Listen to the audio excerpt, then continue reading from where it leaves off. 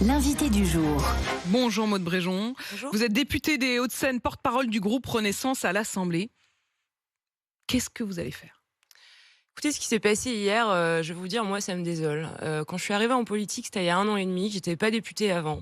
Je me suis engagée pour changer à mon niveau, faut être humble, la vie des gens. Là, on a un texte qui est un texte qui permet de protéger les Français. Et moi, mon objectif, c'est de protéger les Français.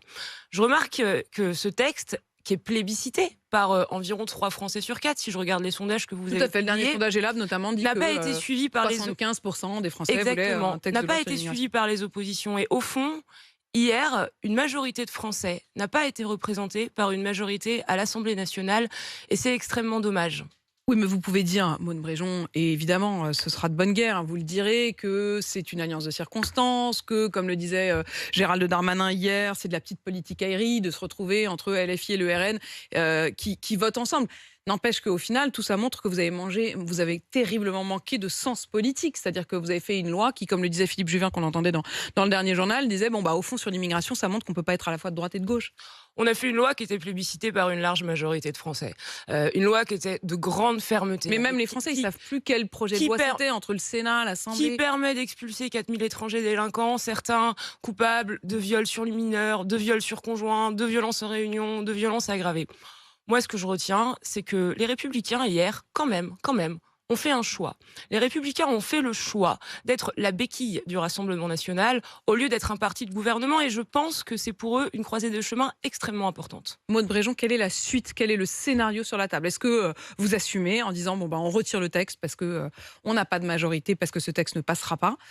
Est-ce que vous essayez quand même de tenter le coup avec une commission mixte paritaire, avec le Sénat qui rediscute du vote? Est-ce qu'il y aura dissolution ? Quel est le scénario ? Qu'est-ce que vous pouvez faire ? Je vais vous répondre, disant quand même en préambule que c'est évidemment à la main du gouvernement et du président de la République. On est bien d'accord, mais enfin vous êtes porte-parole du et groupe. pas à la mienne. Ma conviction, c'est que notre objectif doit rester de protéger les Français et qu'on ne peut pas abandonner un texte aussi important. Parce que moi, je ne sais pas expliquer demain, dans ma circonscription, quand je vais retourner à Antony, à Châtenay, à l'abri, qu'on a encore tous ces étrangers délinquants qu'on ne peut pas expulser parce que la loi nous empêche de le faire et parce qu'au fond, on n'est pas allé au bout de nos responsabilités.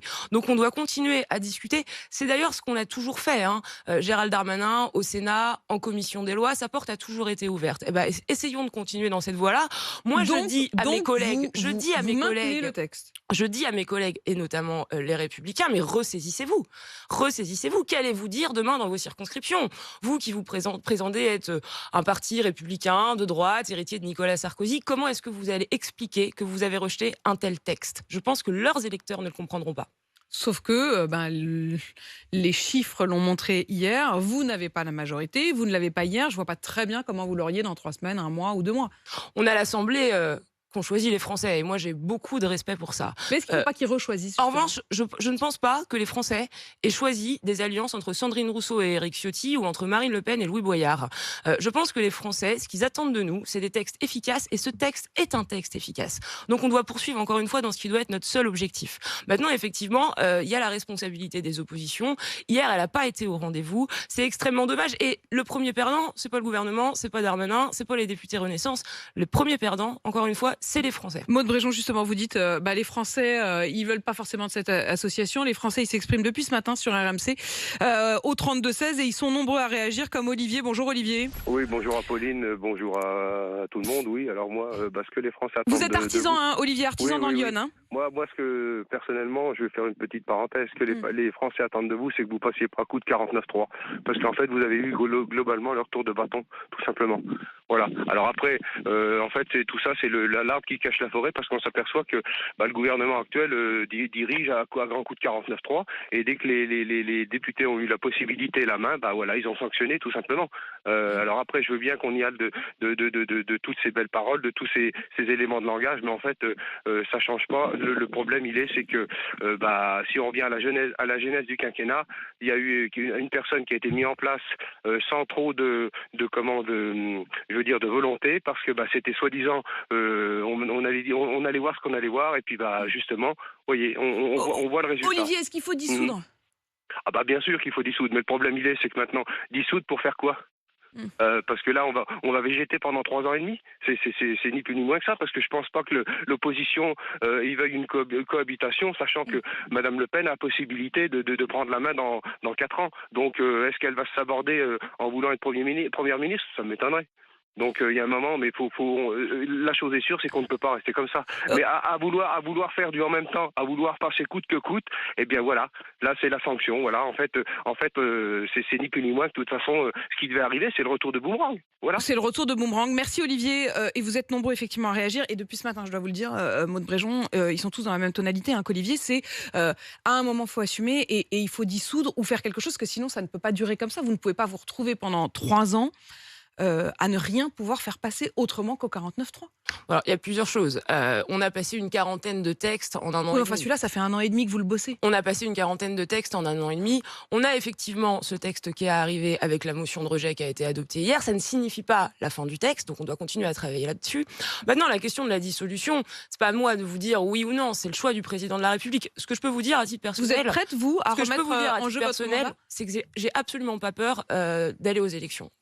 Et de façon générale, le suffrage universel, c'est absolument pas honteux, au contraire. Donc si demain il faut retourner aux urnes, mais moi je retournerai aux urnes et je saurai expliquer aux Français tout ce qu'on a fait pour eux depuis 1 an et demi, parfois avec courage, parfois sur des réformes impopulaires, mais toujours en essayant de les protéger, et c'est ce qu'on a fait avec ce texte. Donc s'il faut retourner aux élections, moi je retournerai aux élections, j'ai aucun problème avec ça, j'ai pas peur du scrutin. Vous disiez, si j'avais les Républicains devant moi, je leur disais, mais réveillez-vous. Si vous aviez Jordan Bardella ou Marine Le Pen, vous leur diriez quoi? Jordan Bardella qui sera mon invité à 8h30.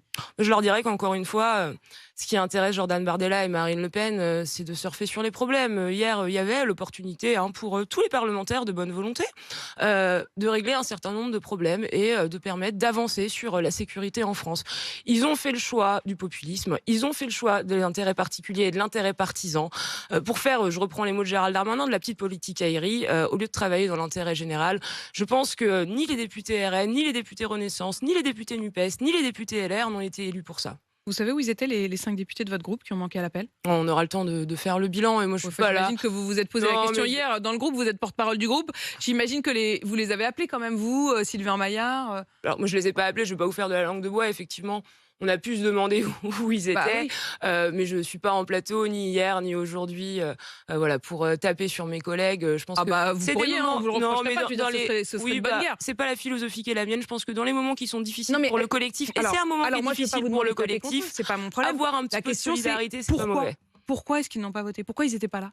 Écoutez, on aura le temps de voir. Honnêtement, non mais j'imagine que hier soir, vous le savez, ils sont 5, vous avez leur 0,6. J'ai pas la réponse à vous donner. Moi, ce que je vois hier, c'est que le résultat du vote, il est du fait de l'alliance de la France Insoumise avec les Républicains, du RN avec Europe Écologie Les Verts, qu'on est en majorité relative et que c'est ça qui a primé. Et encore une fois, ce qui a primé, c'est les intérêts particuliers des uns ou des autres, au détriment de la sécurité des Français. Mais on lâchera pas le morceau.